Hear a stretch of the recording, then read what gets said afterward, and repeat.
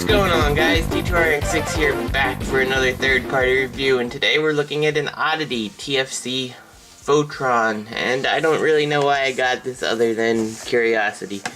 So, I did. Quick look at the box. Standard fare box, nothing very fancy. Instructions card inside. You also get 4 accessories. Aside from the guns that are stored away, I'll show you them. You do get a strap here that does have the little attachment thing, though frankly I don't really know why you would put this on, because then you have a strap you have nothing to do with, and then these little things would be hanging off 2 of your 3 bots. So, kind of worthless. Taking a look at the actual figure himself though, you've got a really nice looking camera there. I mean, if you put it down and didn't tell someone, aside from the little purple bits on the side, just sitting on a cabinet or something, it looks pretty convincing that it's a real digital camera. Nothing really on the back, very missed opportunity to put some kind of scene or something here. I really don't think repro labels to the rescue on this, because I just don't think enough people own this toy, and I can't blame them.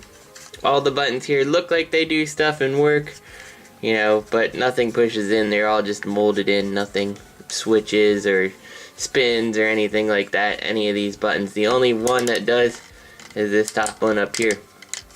So yeah, that's pretty much it for the camera mode. You can see kind of some of the flaws I have with this is that things do fall off relatively easy on here. So put that back together, we look good again. I'm gonna, for size comparison, here is the original Generation 1 reflector here. You can just see how much bigger, and I'm not going to do a comparison of this guy in his bot mode, but here is the Perfect Effect Assault Force in the G1 toy colors. I really want to save the G1 toy color review for another review, so you won't see the Perfect Effect guys here, but don't worry, because I've also got a Viacon that's painted to look like Crasher from the GoBots, and our standard fare Bumblebee, so they will be playing the role of our size comparison people. So let's actually get on with the transformation here. Yeah. So what you're gonna first start by doing is just kind of pulling these guys apart. Now, this side here, you have to kind of twist out because one of the buttons is fastened in there. I really don't understand the logic behind that. They could have just used the clipping system, but yeah, instead when you first get this you don't realize that button is there and you start tugging on it, and yeah, it's not very good. We'll take this panel off too, we'll just put this aside, and this one you can just pull straight across, so I really don't understand why they made that change. So you got these parts here, things falling apart again, and we'll take the lens off too. Now, you got these 2 guns here, and they actually show it as like this little gun platform, and they're supposed to just kind of, they can swivel out, but they're so loose in here that they kind of fall right out of the connection. But in any case, you can put them in like this and put it down like so, and this is in the instructions. And then you can take this and you can split it apart like so and extend the lens. I suppose you could use it as an extended lens in camera mode because it still looks just fine. And then bring this down here if your finger can get it out. And then it'll actually plug into this base to make some kind of like weapons platform, and frankly I don't think looks all that good. You do have an LED light in there, and if you see it pulsing, I have no idea why it pulses like that. I'm still holding the button, you can see it's turning off. Must be really bad electrical connection. So I take these guns off because I would rather my actual reflector guys to have the gun. And then you just are left with this, so we'll just put that aside because it's not important. Coming back to our actual little reflector guys, the 2 end pieces transform exactly the same. So what you're going to do is just kind of rotate this all on up like that, rotate things around, and this little panel will be free. Rotate his legs, his crotch on in, flip this down and around, flip his feet like so. See if you can get the little heel spurs out. Yeah, again on this side. There we go. Then we just bring this up a little. We unfold his arm here so it looks good. Unfold his wrist and bring this down like so. And then just kind of navigate these back flaps. Bring his head up, spin it around, and bring it down. The flap is just going to sit like this. There's no way to fold it up. You can fold it up like this if you don't mind it over their head or hanging back like this, but officially you're just supposed to leave it hanging off their back like that. So there you go. And then you can take his piece that covered him and actually peg it to the wheel here, kind of like a riot shield. And well, we'll keep these guns off for a little trip later on. So there's our first one. Quick look at his face. Not bad, not overly reflector, but not bad, I guess. Do the same exact thing for this guy. Separate this out, flip it, unpeg, close his crotch up, flip his legs, flip his feet, again. Come on, heel spur. Transformers toys are problems when you're someone who has no fingernails. Anyway, bring his arms down. And then his head here. Flip it around. Done. You can see he's pretty well exactly the same. No real difference in the head either, from what I can tell. You just don't have that arm piece on the back. Now what he can do, you can take his piece here that was on him, and you can put these guns back in it, and you can actually take these and this little button, maybe that's why they decided to leave the button, but I think it looks stupid anyway. You can peg it on his back like so, and see, the guns hold in here so loose that you can't even really put them over his shoulder. There you go.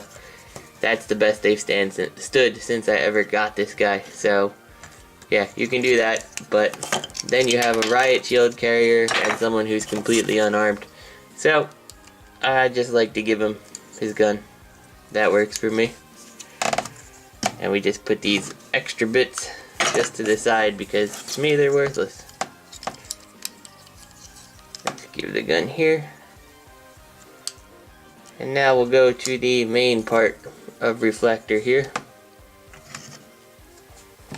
which is the center part of the body. We start by pulling these tabs on down like that, and then flipping this whole piece on down in the front where his legs are going to end up becoming his legs. So just put it like this. Now he actually stores his gun in here, in this little thing. I had to sand this gun down a whole lot to actually get it to go in this hole, because you'd push it in and it would just pop right back out. It was really bad tolerances, but after sanding it I finally could. You could see that it popped out again. This is really not a very good place to store the weapon, but he does store his weapon nonetheless. So we can take these back pieces and just kind of flip them out like this, then flip these little pieces on in just to get them out of the way. Now what you're gonna do is lift his arms here, and you're gonna have to kind of mess around with positioning the back piece because we have to flip his waist all the way around, and there's not a whole ton of clearance, but enough. So there we go, we got that.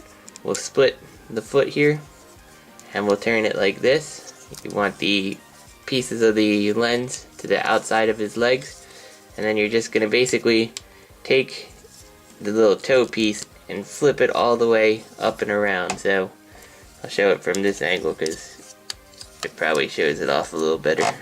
Take it and flip it all the way around like that to make his actual toe. And then it's just a matter of kind of finishing up the top here.